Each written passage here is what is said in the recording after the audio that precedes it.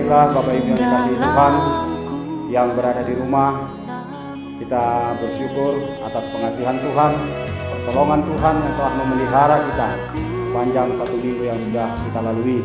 Biarlah kuasa Allah yang senantiasa bekerja, menolong dan memimpin perjalanan hidup kita hari ini sampai pada hari yang akan datang. Mari kita persiapkan hati kita. Dan sebelumnya saya sapa Bapak Ibu dengan ucapan Shalom bagi kita semua. Kita akan beribadah. Mari kita bersaat teduh. Saat teduh kita mulai.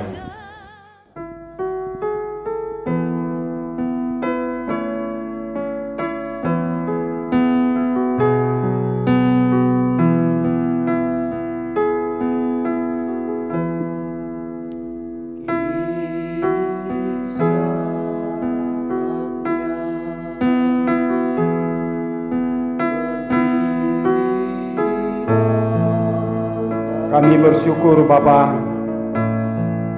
ketika Tuhan berikan kesempatan dan waktu bagi kami. Saat ini kami berdiri di altar-Mu. Oleh karena pertolongan dan kuasa yang Tuhan berikan bagi kami, kami boleh ada pagi hari ini sebagaimana kami ada.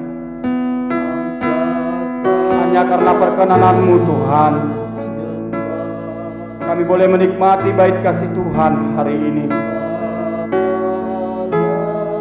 Biarlah ibadah kami ini Bapa, ibadah yang berkenan di hadapan Tuhan. Kami serahkan hidup kami hari ini, bahkan sepanjang hidup kami, ke dalam tangan pengasihan-Mu Bapa. Biarlah senantiasa kuasa dan roh Allah yang bekerja mendatangkan kebaikan bagi setiap kami Bapa. Berkatilah ibadah kami ini dari awal hingga pada akhirnya nanti. Kami ingin memuji Engkau Tuhan. Kami ingin menyembah Engkau Yesusku. Biarlah Engkau sendengkan telinga-Mu atas pujian yang kami persembahkan bagi-Mu hari ini. Terpuji Engkau Tuhan, di dalam Yesus Kristus Allah yang menebus kami.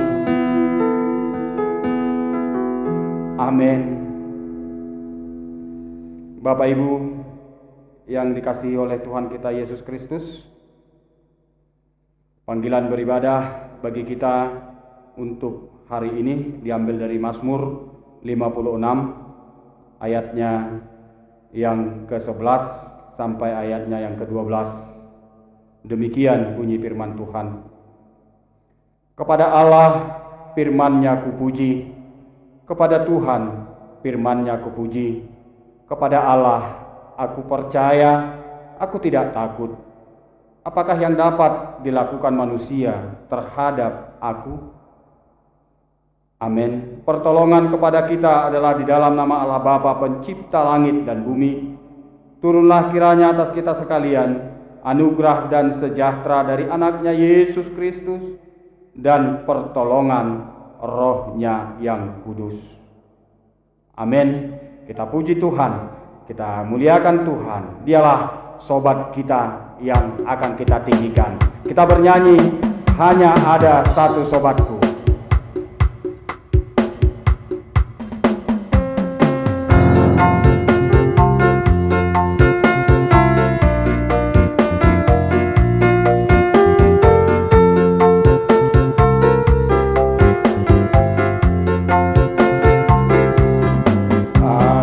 Satu solatku yang setia, tak pernah dia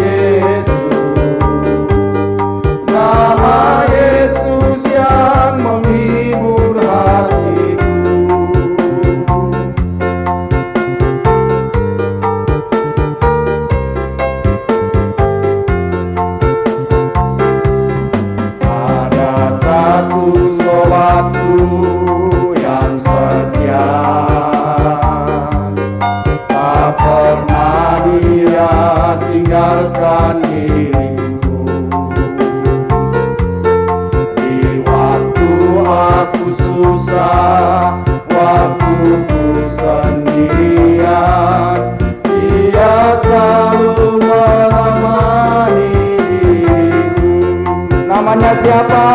Namanya Yesus. Namanya Yesus. Nama Yesus yang menghibur hati. Namanya Yesus. Namanya Yesus. Namanya Yesus. Nama Yesus yang menghibur hatiku. Nama Yesus yang menghibur hatiku. Baiklah Bapak Ibu yang dikasihi Tuhan, kita akan bersama-sama mengucapkan pengakuan iman rasuli kita. Kita mulai. Aku percaya kepada Allah, Bapa yang Maha Kuasa, Khalik langit dan bumi, dan kepada Yesus Kristus, Anaknya yang tunggal Tuhan kita, yang dikandung daripada Roh Kudus, lahir dari anak darah Maria, yang menderita di bawah pemerintahan Pontius Pilatus, disalibkan, mati dan dikuburkan, pada hari yang ketiga bangkit pula dari antara orang mati, naik ke sorga, duduk di sebelah kanan Allah, Bapa yang Maha Kuasa, dan akan datang dari sana untuk menghakimi orang yang hidup dan yang mati. Aku percaya kepada Roh Kudus, gereja yang kudus dan am, persekutuan orang yang kudus, pengampunan dosa, kebangkitan daging, dan hidup yang kekal. Amin. Kita akan menyaksikan warta jemaat untuk minggu hari yang berbahagia ini. Di saat badai bergelora, ku akan terbang bersamamu. Bapa, Kau Raja atas semesta, ku tenang sebab Kau Allahku.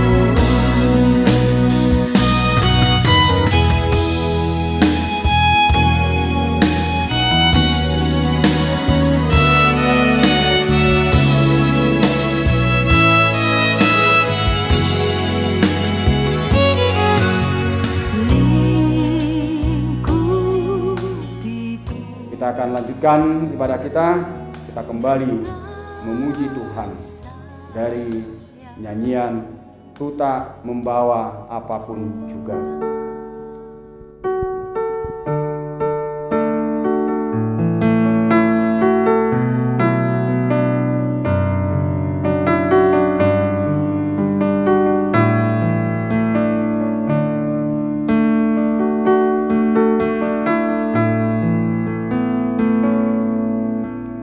Ku tak membawa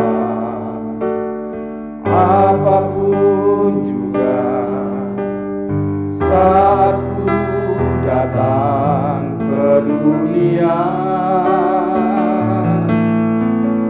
Ku tinggal semua pada akhirnya saat ku kembali ke surga.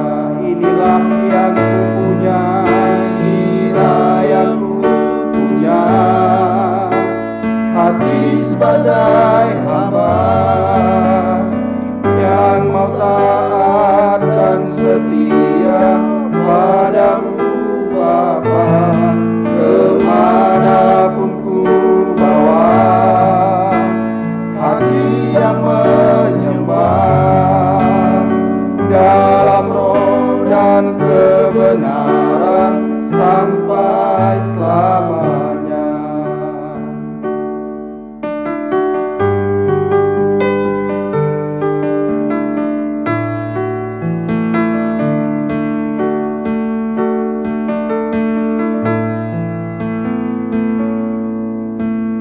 Ku tak membawa apapun juga saat ku datang ke dunia. Ku tinggal semua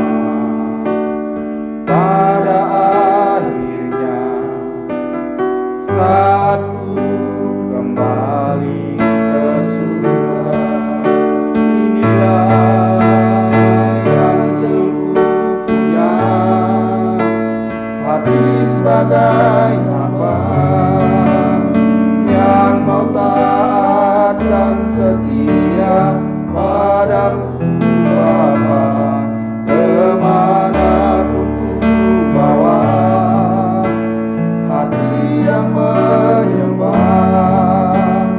dalam roh dan kebenaran sampai selamanya.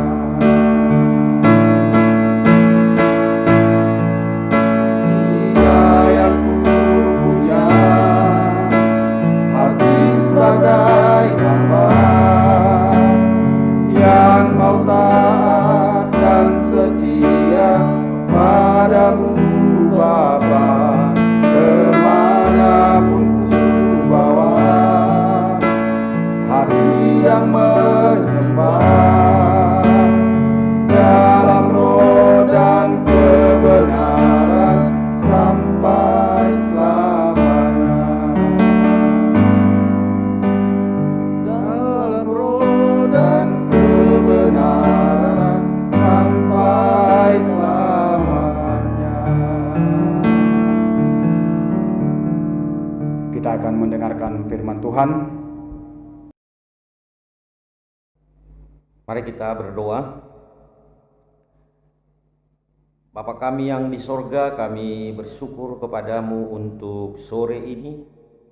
Bersama-sama kami boleh beribadah dan juga kami akan merenungkan firman-Mu. Urapilah kami dengan kuasa Roh Kudus-Mu. Biarlah firman Tuhan yang kami dengar pada hari ini menolong dan memberkati kami, memberikan kekuatan dan membangkitkan pengharapan kami di tengah-tengah situasi yang penuh dengan pencobaan bagi kami saat ini. Terima kasih Tuhan, kepadamu kami berserah. Dalam nama Yesus kami berdoa. Amin. Salam untuk kita seluruhnya. Bapak Ibu, jemaat yang dikasihi oleh Tuhan Yesus Kristus, selamat hari Minggu untuk kita semua. Kita akan merenungkan firman Tuhan dan kita akan membaca terlebih dahulu firman Tuhan yang menjadi renungan bagi kita pada minggu hari ini dari Kejadian pasal 21 ayat 8 sampai dengan ayatnya yang ke-21. Demikian firman Tuhan dalam nama Yesus Kristus. Saya bacakan untuk kita semua. Abraham mengusir Hagar dan Ismail. Bertambah besarlah anak itu dan ia disapi. Lalu Abraham mengadakan perjamuan besar pada hari Ishak disapi itu. Pada waktu itu Sarah melihat bahwa anak yang dilahirkan Hagar, perempuan Mesir itu bagi Abraham, sedang main dengan Ishak anaknya sendiri. Berkatalah Sarah kepada Abraham, "Usirlah hamba perempuan itu beserta anaknya, sebab anak hamba ini tidak akan menjadi ahli waris bersama-sama dengan anakku Ishak." Hal ini sangat menyebalkan Abraham oleh karena anaknya itu.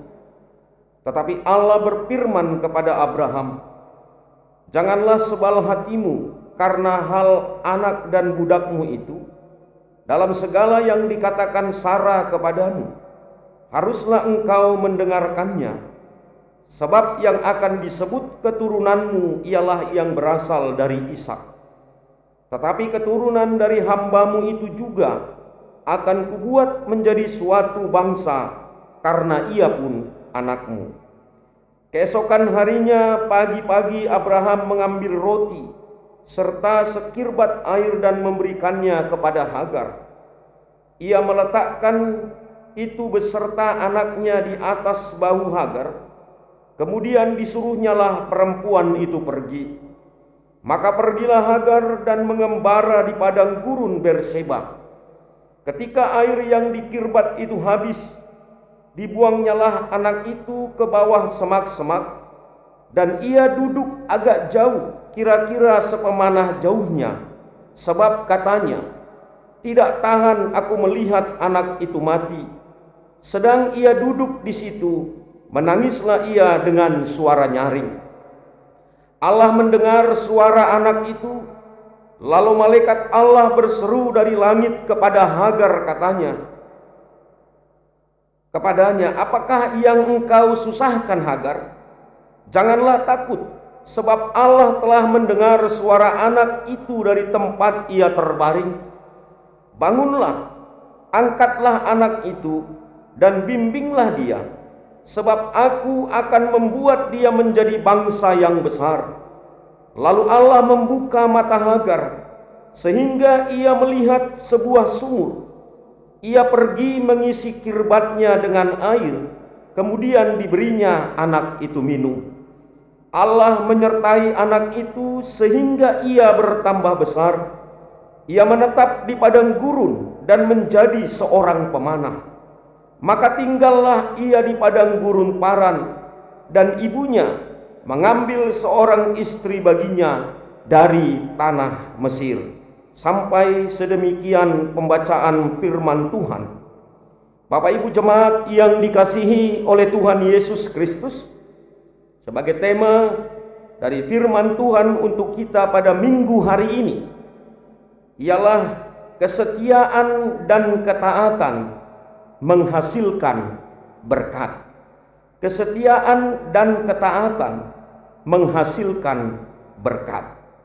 Bapak Ibu jemaat yang dikasihi oleh Yesus Kristus, firman Tuhan yang kita renungkan pada minggu hari ini berbicara ataupun juga mengangkat tentang kehidupan Abraham.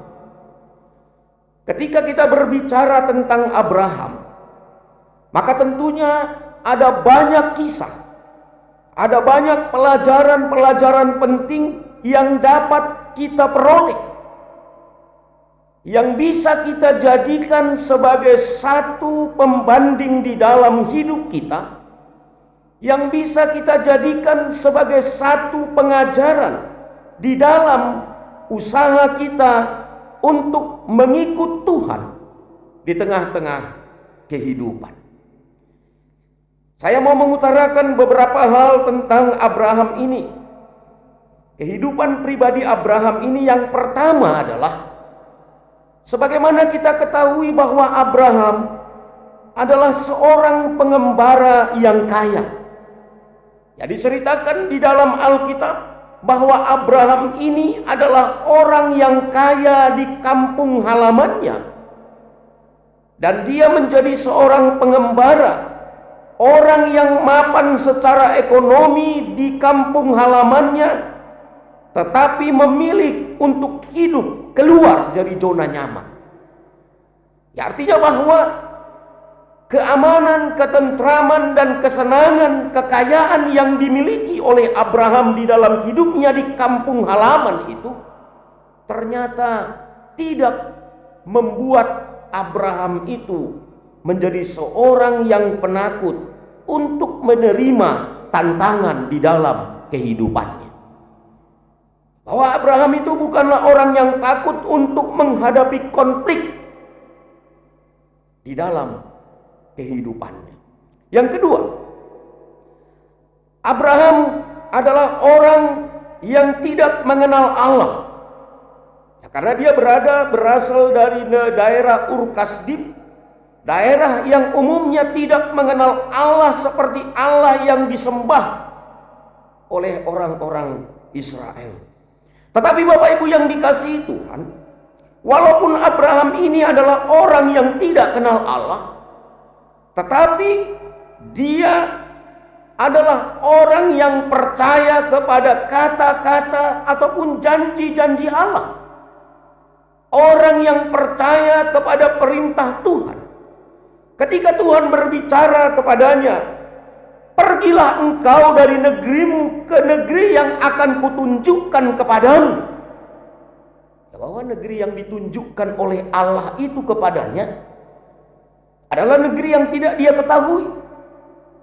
Tapi Allah menyuruh dia pergi keluar dari kampung ke daerah yang tidak ia kenal, merupakan sesuatu hal yang sangat mustahil untuk dilakukan oleh banyak manusia. Ya, ketika kita merasa nyaman terhadap sesuatu, biasanya banyak orang yang tidak mau keluar dari zona nyamannya. Ya, tapi kalau kita diperintahkan ke satu tempat yang kita tahu bahwa di tempat itu akan memberikan hasil yang baik kepada kita, maka tentunya kita akan mau pergi. Tetapi Abraham tidak. Ke daerah yang dia tidak tahu bagaimana daerah itu, tapi diperintahkan pergi, dia pergi. Yang ketiga, Bapak Ibu Saudara-saudari, Abraham adalah orang yang menerima janji berkat. Aku akan membuat engkau dan keturunanmu itu seperti pasir di laut dan bintang-bintang di langit. Satu janji yang begitu luar biasa tentang kebesaran masa depan yang akan diperoleh oleh Abraham dan keturunannya.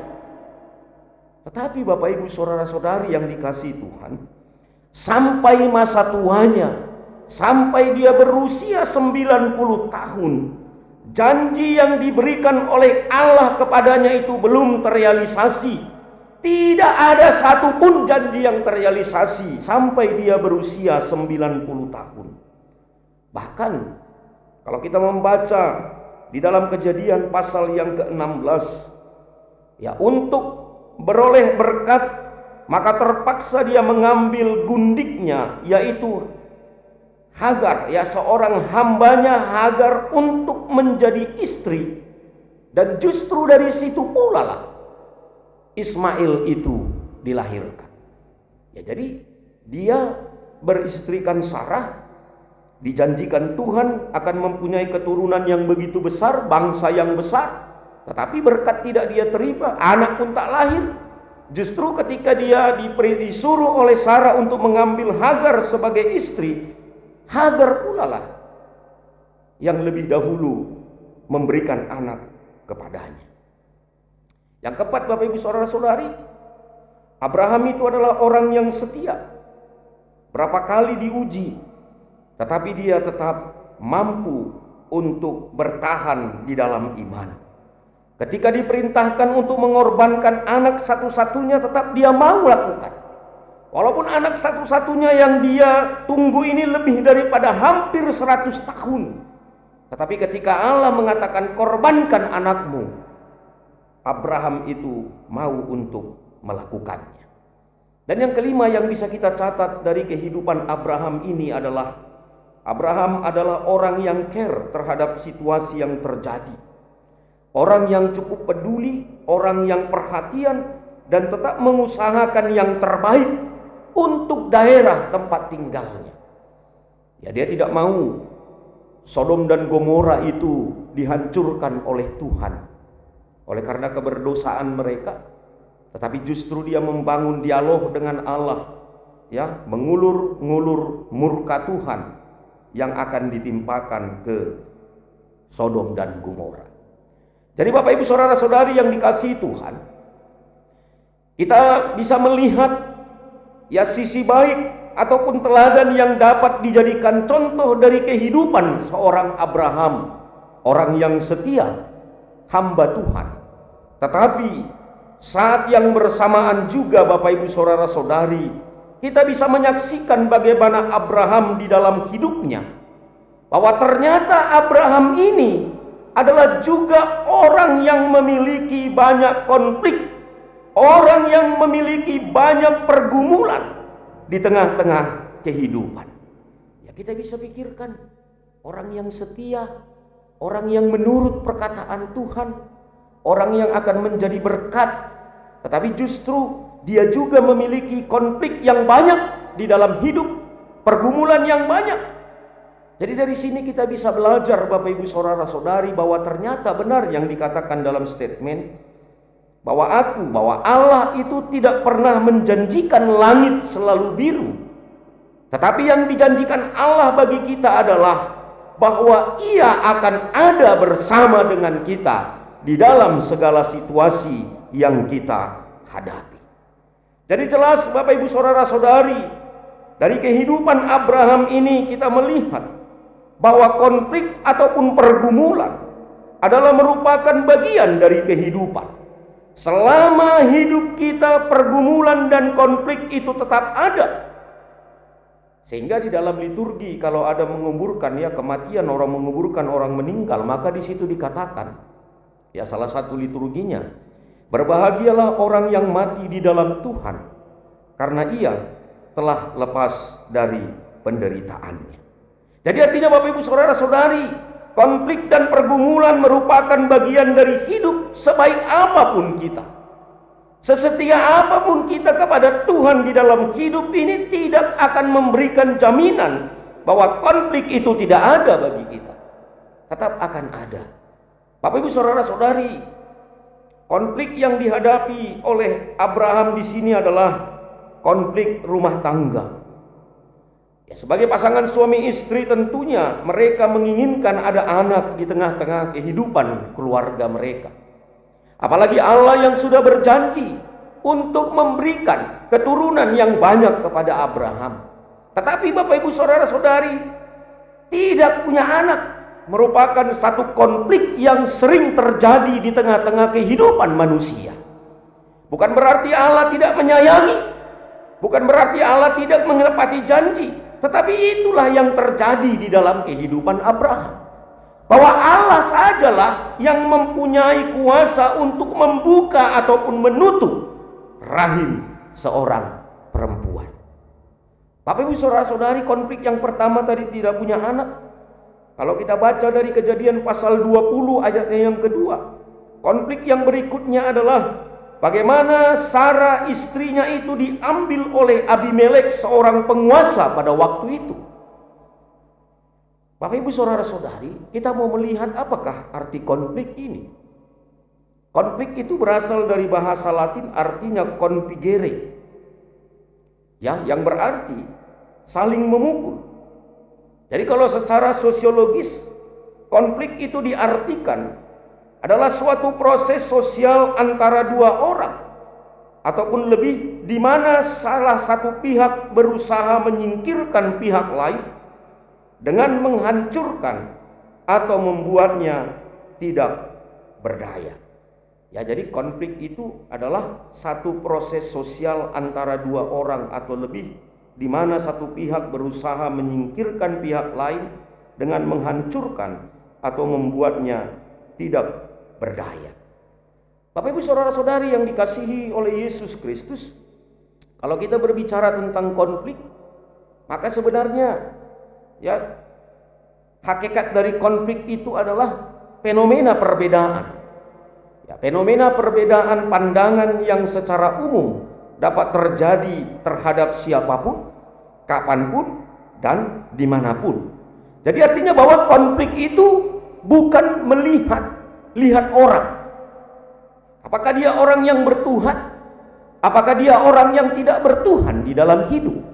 Tetapi konflik itu dapat terjadi terhadap siapapun, kapanpun, dan dimanapun. Artinya bahwa tidak ada orang yang bisa lepas dari konflik. Karena itu adalah satu fenomena perbedaan pandangan. Ataupun juga kalau kita lihat tadi yang pertama, konflik itu dikatakan proses sosial antara dua pihak. Tetapi Bapak Ibu Saudara-saudari, kita melihat bahwa konflik itu terdiri dari dua hal paling tidak. Bentuk konflik itu yang pertama adalah ada yang rasional. Konflik yang rasional itu adalah konflik yang tidak berusaha untuk merusak ataupun juga menghancurkan pihak lain. Jadi dia rasional. Jadi orang yang mengalami hal ini, melihat konflik itu secara rasional, itu adalah hal yang biasa, begitu ya. Jadi dia bisa menerima satu konflik, dia bisa menerima satu perbedaan, sehingga konflik itu tidak memunculkan satu hal yang sangat merugikan, baik untuk diri sendiri ataupun juga untuk diri orang lain ataupun juga untuk komunitas. Yang kedua, bentuk konflik yang kedua adalah konflik yang irasional. Jadi ini adalah satu bentuk konflik yang dapat berupa mengakibatkan kerusakan, bersifat destruktif, merusak, mencelakai, membunuh, menghancurkan dan yang lain sebagainya. Jadi Bapak Ibu Saudara-saudari, ini merupakan sesuatu hal yang sering terjadi di dalam kehidupan kita. Ya, kita sering berkonflik dengan orang lain, tetapi terkadang konflik yang kita bangun itu adalah konflik yang rasional. Yang kita bangun itu adalah cenderung konflik yang tidak rasional, konflik yang irasional. Artinya Bapak Ibu Saudara-saudari, kebanyakan kita manusia adalah bahwa di dalam situasi normal, manusia itu cenderung abnormal. Tetapi di dalam situasi yang abnormal, manusia itu bisa menjadi normal. Contoh, di dalam masa-masa COVID ini. Ya, ini adalah situasi yang abnormal. Tapi banyak manusia yang menjadi normal. Khususnya di dalam hal beribadah. Mereka mengatakan, wah, ngapain kita takut beribadah di rumah Tuhan? Ya, mari kita beribadah di rumah Tuhan. Kalau memang mati, matinya itu. Kalau memang kena COVID, kena COVID-nya itu. Artinya bahwa di dalam situasi yang abnormal, semua orang mengatakan jangan dulu beribadah. Tapi di dalam situasi yang begitu, justru ada orang yang menjadi normal. Wah, ibadah itu penting, jangan takut kalau Tuhan beserta kita. Tetapi di dalam situasi yang normal, tidak ada COVID, dibuka gereja 24 jam, tak ada orang yang mau datang. Ya, jadi di dalam situasi normal, manusia cenderung abnormal. Di dalam situasi abnormal, manusia cenderung menjadi normal. Ya, jadi COVID ini pun membawa satu hal yang baik bagi kehidupan. Karena apa? Menjadi banyak orang yang betah di rumah, beribadah bersama di rumah, dan yang lain sebagainya. Jadi Bapak Ibu Saudara-saudari yang dikasihi oleh Yesus Kristus, firman Tuhan kita pada hari ini adalah bagaimana konflik Abraham di dalam menghadapi perseteruan antara Sarah dan Hagar. Ya, perseteruan seorang suami menghadapi perseteruan antara istri tua dan istri yang muda. Ya, jadi dua persoalan Bapak Ibu kalau sempat dua istrinya, ya istri tua dan istri muda. Jadi oleh karena itu janganlah sampai dua istri kita gitu ya. Cukuplah yang tua dulu dihabiskan, kalau apa habis barulah ambil yang muda. Jangan pula masih ada yang muda, yang tua ambil lagi yang muda. Sulit seperti yang Abraham hadapi ini. Konflik terus akan terjadi. Ya, Hagar dan Sarah yang cemburu-cemburuan, Abraham yang mengalami persoalan. Karena apa? Karena Sarah suruh Abraham itu supaya mengambil Hagar menjadi istri agar ada anak.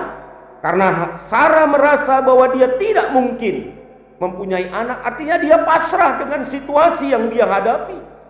Dan dia tetap percaya bahwa berkat dan janji Allah itu harus terus. Oleh karena itu ambillah Hagar itu sebagai istrimu. Siapa tahu dari situ engkau akan memperoleh anak. Ya, di dalam Kejadian pasal 16 ayat 1 sampai dengan 15 kita bisa melihat konflik. Setelah Abraham itu menghampiri Hagar dan Hagar itu hamil mengandung, maka mulailah si Hagar itu memperlihatkan kesombongan dan memandang rendah Sarah sebagai majikannya. Ya, kau pula udah nggak bisa hamil kau. Ya, tengok aku ini, baru aja menikah dengan Abraham suamimu langsung hamil aku. Artinya bahwa aku lebih top chair dibandingkan dengan dirimu. Ya, jadi sehingga dia menganggap rendah si Sarah ini karena mengatakan bahwa kau nggak ada. Karena di Israel kalau tidak ada anak, ya dia ada anak laki-laki, maka dia akan kehilangan warisan dari keluarga tersebut. Artinya bahwa warisan itu bisa diambil alih oleh orang lain. Karena apa? Perempuan tidak dihitung. Ya, marga itu adalah laki-laki. Jadi konflik yang muncul Bapak Ibu Saudara-saudari, bagaimana Sarah itu berusaha mengusir Hagar. Jadi dalam Kejadian pasal 21 ayatnya yang ke-10, di situ Sarah mengatakan kepada Abraham, usirlah dia. Usirlah dia. Dan di dalam Kejadian pasal 17 ayat 18 juga. Karena apa? Ketika Sarah itu mengatakan kepada Abraham supaya engkau usir itu Hagar, karena anaknya itu adalah anak hambamu, sehingga dia tidak akan mungkin menerima warisan dari leluhur kita. Artinya di sini Bapak Ibu Saudara-saudari, kita melihat bahwa Abraham ketika Abraham disarankan oleh Sarah untuk mengusir Hagar dari rumah mereka. Sebenarnya Abraham itu memperlihatkan ketidaksenangan. Karena apa? Kalau kita membaca di dalam Kejadian pasal 17 ayat 18, ternyata ada keinginan daripada Abraham itu agar Ismail dapat diterima ya di hadapan Allah. Seandainya Ismail ini diperkenankan di hadapan Allah. Artinya Bapak Ibu Saudara-saudari, ada keinginan dari Abraham ini supaya Ismail sajalah, gak usah pun punya anak lagi dari Sarah. Ya karena mungkin dia sudah jatuh cinta dengan pelayanan si Hagar. Walaupun si Hagar itu bukanlah masuk di dalam rencana keselamatan Tuhan, tetapi karena dia mungkin merasa lebih enak dilayani oleh si Hagar, sehingga dia mengatakan, ya yaudahlah, Ismail aja lah Tuhan terima. Inilah, biarlah ini menjadi anakku, biarlah dia yang menerima berkat dari janji yang engkau berikan. Tetapi kita melihat Bapak Ibu Saudara-saudari, bahwa Allah itu bersikukuh mengatakan tidak. Bahwa jika Tuhan sudah menjanjikan, maka tidak akan ada yang menghalangi. Kalau Tuhan sudah menjanjikan berkat kepada seseorang, maka siapapun tidak akan dapat menghalangi. Itu yang membuat Abraham itu kesal dengan usul yang diberikan oleh Sarah untuk mengusir Hagar. Sehingga Allah turun tangan untuk menyelesaikan persoalan konflik mereka. Allah mengatakan jangan engkau kesal, karena apa yang dikatakan oleh Sarah itu adalah benar. Bapak Ibu Saudara-saudari yang dikasihi oleh Yesus Kristus, kita melihat bahwa realisasi janji yang sudah pernah disampaikan oleh Allah kepada Abraham itu tidak akan terputus. Walaupun secara manusiawi umur dari Abraham dan Sarah itu sudah lewat masanya. Bapak Ibu Saudara-saudari yang dikasihi Tuhan, untuk mengobati kekecewaan Abraham terhadap Sarah yang menjadi gundiknya, Allah tetap menjanjikan berkat bagi Ismail dan juga bagi Hagar, bahwa Ismail itu akan tetap kujadikan menjadi satu bangsa. Jadi kita melihat di sini Bapak Ibu Saudara-saudari, bahwa kepada Abraham dijanjikan bahwa mereka akan menjadi kahal, ya, persekutuan ataupun umat Tuhan yang besar. Tetapi kepada Hagar itu, kepada Ismail dijanjikan Tuhan, mereka akan menjadi goyim, ya, satu bangsa yang besar. Jadi artinya Bapak Ibu Saudara-saudari, umat Allah, persekutuan orang percaya. Tetapi kepada Hagar, pada Ismail itu hanya menjadi bangsa. Jadi di dalam Alkitab itu ada kata kahal dan juga goyim. Ya, untuk nation itu adalah goyim, untuk kahal itu adalah umat. Jadi Israel itu adalah umat Tuhan, umat Allah.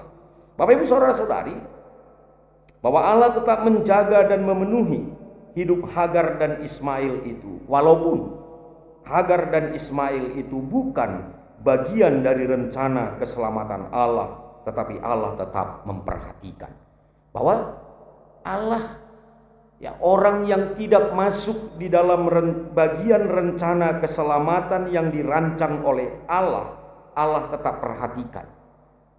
Sebenarnya tidak ada hak Allah, ya, tidak harus menjadi kewajiban bagi Allah untuk menjamin kehidupan Hagar dan Ismail.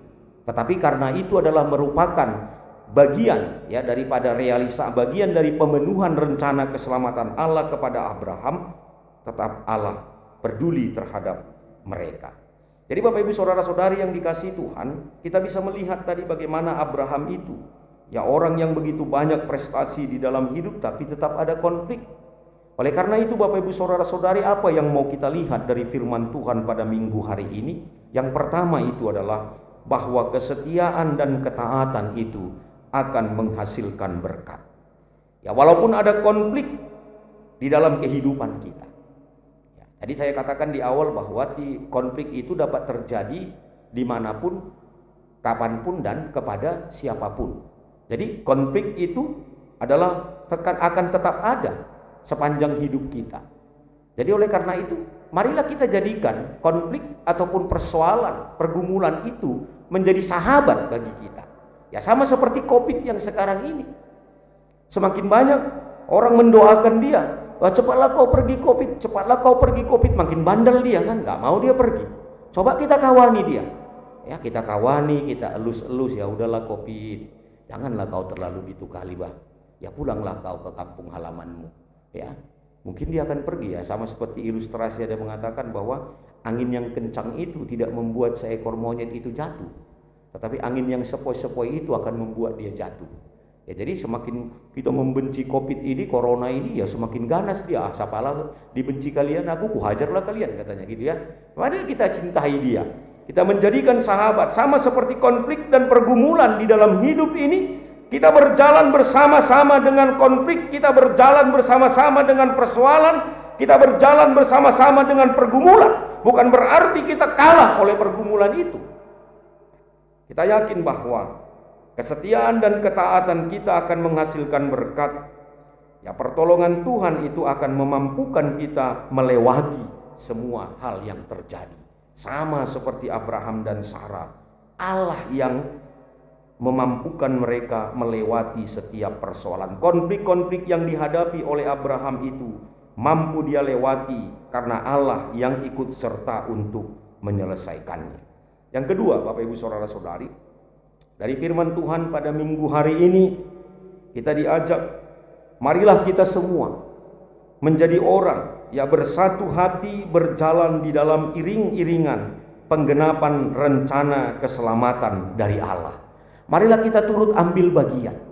Sebagaimana Abraham itu dijanjikan menjadi berkat bagi banyak orang, yang menjadi saluran penggenapan rencana keselamatan dari Allah. Demikianlah kita hendaknya semua. Umat Tuhan yang ada di Gemi Medan Permai ini berjalan bersama di dalam iring-iringan penggenapan rencana keselamatan dari Allah. Marilah kita menjadi orang yang dapat memperlancar penggenapan rencana keselamatan dari Tuhan. Yang ketiga, Bapak Ibu Saudara-saudari yang dikasihi Tuhan, kita harus mengakui di dalam kehidupan kita ini bahwa kesuksesan hidup tidak diukur dari satu titik pencapaian. Artinya ketika kita di dalam hidup ini mencapai sesuatu hal, maka orang akan mengatakan, wah udah sukses dia. Itu pikiran secara duniawi. Tetapi sebenarnya Bapak Ibu Saudara-saudari, kesuksesan hidup tidak diukur dari satu titik pencapaian. Demikian juga dengan kegagalan hidup. Tidak otomatis ketika kita menemui kegagalan di dalam perjalanan hidup maka tertutup semua berkat bagi kita. Ya, bahwa kesuksesan hidup tidak diukur dari satu titik pencapaian yang kita alami di dalam hidup ini. Demikian juga dengan kegagalan, tetapi dari seluruh perjalanan kehidupan kita. Bagaimana Abraham, orang yang dijanjikan berkat oleh Tuhan menjadi bangsa yang besar, tetapi di dalam perjalanan hidup sampai pada satu titik dia tidak memperoleh jawaban dari berkat Tuhan. Tetapi dia tetap setia kepada Tuhan. Di dalam seluruh perjalanan hidupnya akhirnya orang mengatakan bahwa Allah sendiri yang mengatakan Abraham itu adalah bapa orang yang beriman. Oleh karena itu Bapak Ibu Saudara-saudari, jangan pernah takut dengan kegagalan, tetapi jangan pernah puas dengan kesuksesan. Ya, jangan merasa bahwa iya aku sudah cukup sampai di sini. Oleh karena itu mari kita belajar dari kehidupan Abraham, orang yang teladan yang baik yang dia berikan, tetapi sekaligus juga ada konflik yang dia hadapi. Itulah hidup ini, suka dan duka diberikan Tuhan untuk memberikan kekuatan kepada kita. Amin. Tuhan memberkati, kita berdoa. Bapa kami yang di sorga, kami berterima kasih dan kami bersyukur kepadamu. Kami boleh bersama-sama merenungkan, mendengarkan firman Tuhan yang mengajak kami semua untuk belajar dari kehidupan hamba-Mu Abraham, orang yang Engkau janjikan dengan begitu banyak berkat-berkat, baik itu berkat-berkat materi dan juga berkat-berkat rohani. Tetapi juga Tuhan, di dalam keseluruhan kehidupan Abraham, kami juga melihat bahwa walaupun dia adalah orang yang percaya kepada Engkau, tetapi tidak tertutup kemungkinan hidupnya lepas dari konflik ataupun juga pergumulan. Terima kasih, kami bersyukur kalau di dalam kehidupan ini juga Engkau silih berganti memberikan suka dan duka bagi kami. Kami percaya di dalam setiap momen kehidupan yang kami alami, Tuhan berusaha untuk menata agar hidup kami semakin berkenan kepada Tuhan. Biarlah semua kami boleh belajar dari kehidupan hamba-Mu Abraham yang tetap setia sehingga memperoleh berkat di dalam kehidupan. Tuhan, pada saat ini kami juga berdoa untuk keberadaan kehidupan kami. Demikian juga dengan dunia, bumi yang kami hidupi saat ini Tuhan. Bersama-sama seluruh masyarakat dunia ini mengeluh dan juga menghadapi satu tantangan bersama, yaitu penyebaran pandemi COVID-19. Tuhan, kami tidak tahu kapan badai ini akan berakhir, tetapi kami percaya bahwa Engkau akan memberikan hikmat kepada kami, sehingga kami boleh berjalan bersama-sama dengan seluruh persoalan, pergumulan, masalah-masalah yang ada di sekitar hidup kami. Karena kami juga tahu bahwa Engkau tidak akan mungkin untuk memberikan satu dunia yang penuh dengan kesenangan kepada kami. Tidak ada tantangan ataupun hal-hal yang lain yang dapat mencelakai kami. Tetapi kami tahu Engkau tetap memberikan tantangan bagi kami. Biarlah Tuhan, Engkau yang menolong kami semua di dalam masa penyebaran pandemi COVID-19 ini. Demikian juga untuk seluruh jemaat GEMI Medan Permai, untuk seluruh keluarga-keluarga. Biarlah Tuhan yang memberkati mereka, menjauhkan dari segala penyebaran virus COVID-19 ini. Tuhan, kami juga berdoa untuk seluruh pelayan di dalam gereja Tuhan, khususnya di GEMI Medan Permai.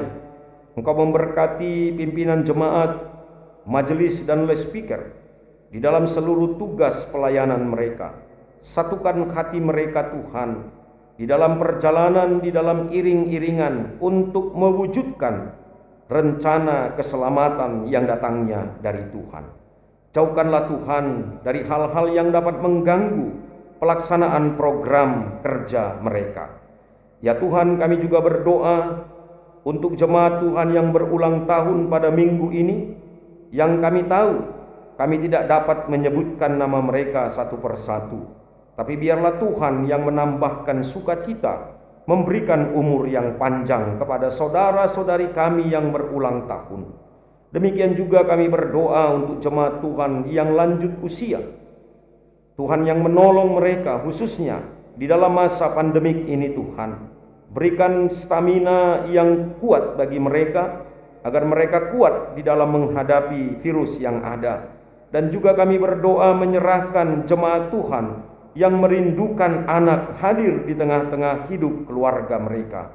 Berkatilah setiap pasangan suami istri.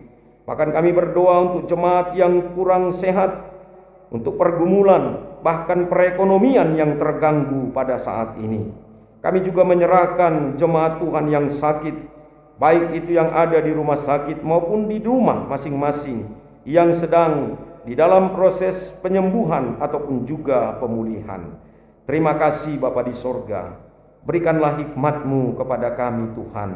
Di tengah-tengah situasi yang tidak menentu, yang mengganggu pikiran kami, hadirlah Engkau memberikan kenyamanan kepada kami.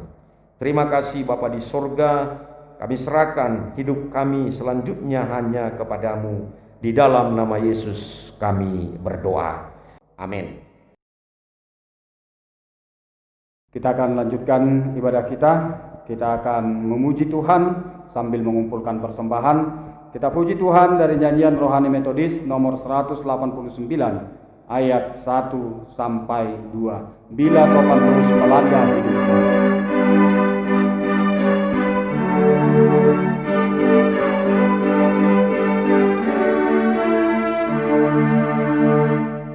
Bila topan terus melanda hidupku, bila putus asa dan letih lesu, berkat-Mu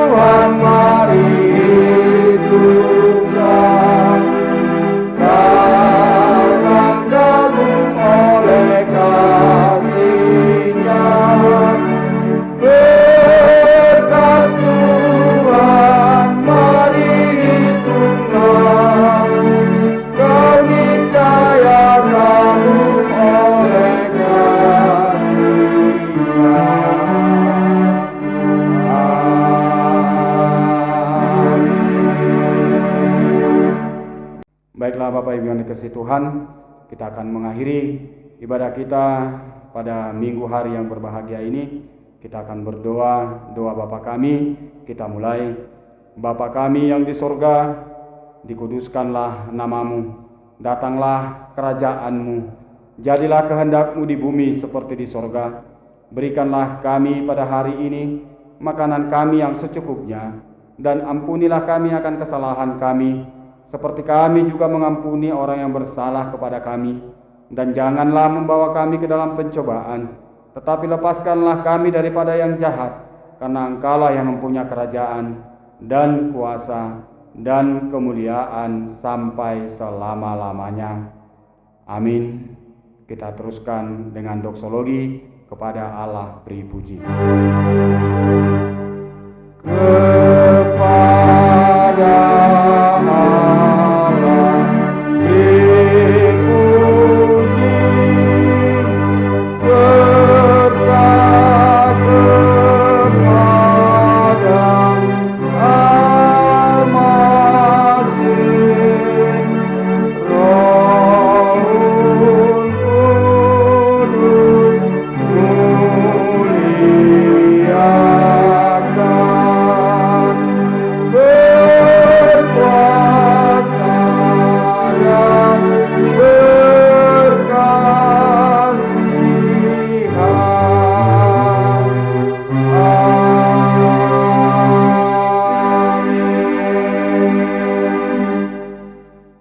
Kita akan mengakhiri ibadah kita.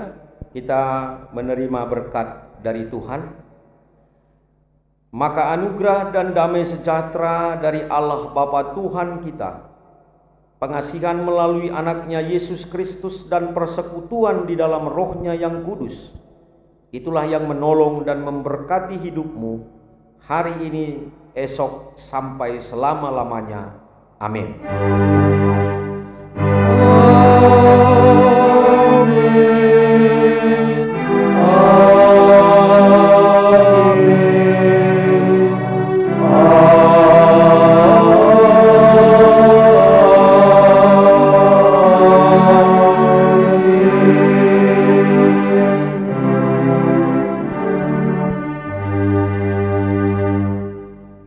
Salam untuk kita semua dan selamat hari Minggu.